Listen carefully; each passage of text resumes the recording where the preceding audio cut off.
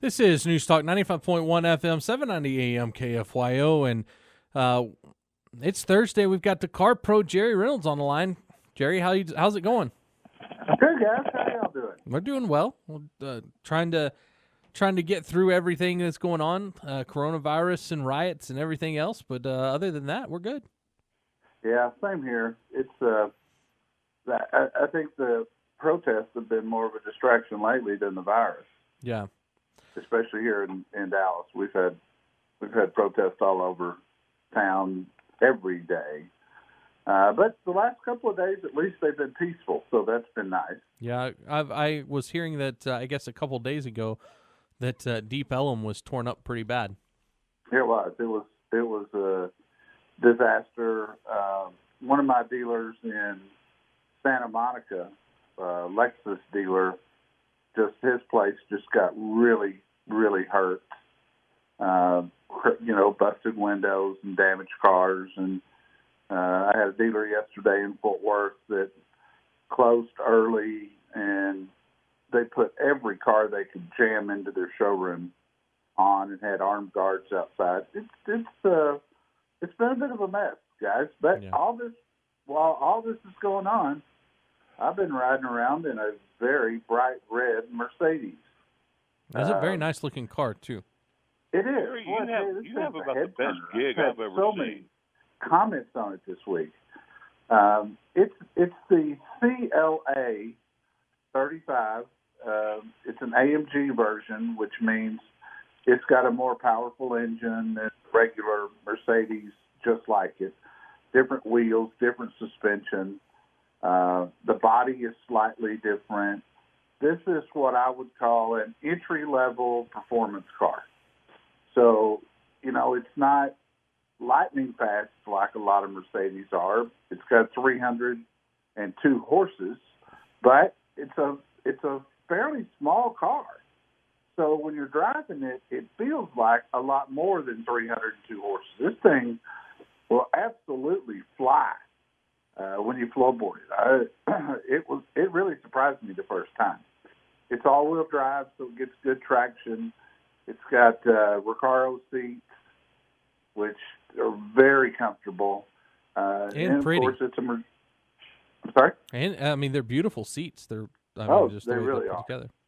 They are, and they're comfortable, and they're heated and cooled. This car it's something Mercedes has been doing for a couple of years, but they throw out a very low base price for what you get. But then, in this case, $46,000 base price.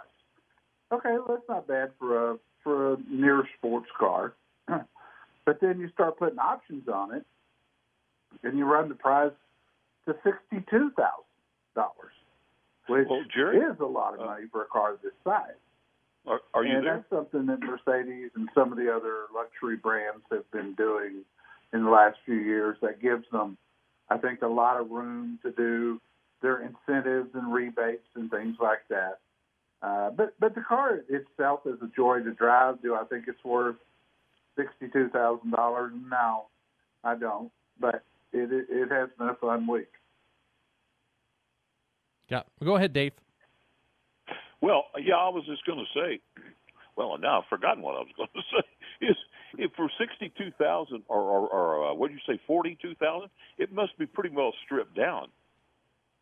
46 doesn't have a lot of stuff. Will they even make a car at that? I mean, let's be honest. It's a Mercedes, and I don't even know that they would let one come off the assembly line that was stripped down that far. No, and no dealer would order one like that. But you have to understand, in the world of online searches, they got to have that low base price to get people to start looking at that car.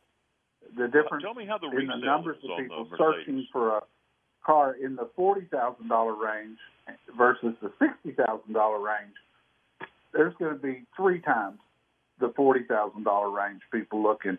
So then they see it, but then once their hope is that it'll get them interested and they'll stay around. I could have easily cut $5,000 of these options out of this car and still had a very nice car. So that's what I said when I was doing the video yesterday, which I started doing again this week, by the way. I said, this car is okay if you cut back on some of these options. Because it's like the seats. The seats are $3,200. Well, I'm sure the regular seats are probably okay, just not Recaro seats, right? Yeah.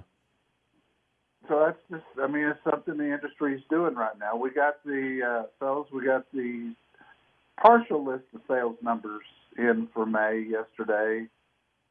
Looks like business in the month of May was down across the country around 30% from a year ago in May. But I got to tell you, a lot of car dealers had a great month. I have dealers here in Dallas-Fort Worth that are part of the show that actually had a better May this year than last year. So it does appear to be coming back, and I think once we get past this inventory. That's what I was going to say. The inventory is going to be the big problem, right? It's a big problem right now, especially for General Motors. They're so short on trucks right now that it's going to take a while. If somebody wants something specific, they're probably going to have to order it right now. Yeah.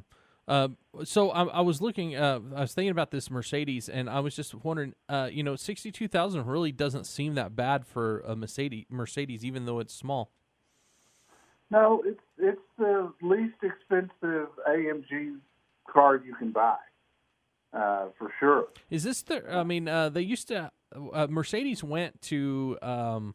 I think doing like a $35,000 car a while back. Is that one just kind of a little?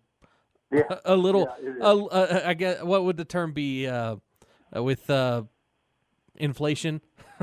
Yeah, there you go. Well, if you remember, the CLA came out 6-7 years ago at $29,995. Yeah. And I warned people at the time, don't think you can go into a Mercedes dealership and buy a Mercedes for $30,000. You can't do it. That doesn't include transportation, first of all, and that is zero options, which you wouldn't think on a Mercedes. But compared to other cars that are out there today, 62 is not horrible for what you get with this car. And if you like a car that really is a driver's car, this car is fantastic for that. Yeah. All right. What do you have going on CarProUSA.com? We got a lot of 2021 models that are coming out, and I run those down for you.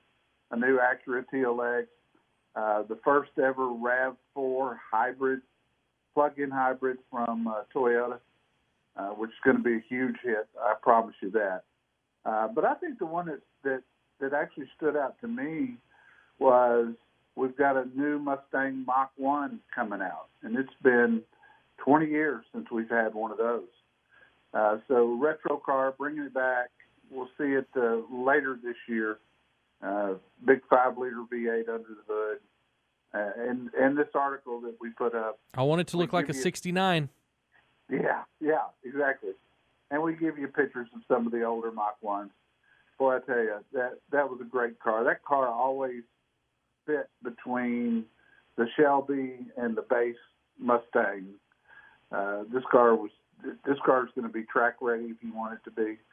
Coming up for me, 2 weeks from now, I've got the Shelby GT500. Ooh! And you better stay out of Dallas once I get under the wheel of that one. All right, Jerry. Thanks for coming on. I'm ready to hear about that one. So you think it's going to be about 2 weeks? Yeah, it'll be 2 weeks from this week. All right. Well, just want to remind everyone, CarProUSA.com is your website. You can get kind of all the news that we've been talking about, as well as you're on every weekend on Saturdays from 11 to 1 right here on 95.1 FM, 790 AM KFYO. Don't miss out. Hey, thanks, Jerry. Soon. Have a good day.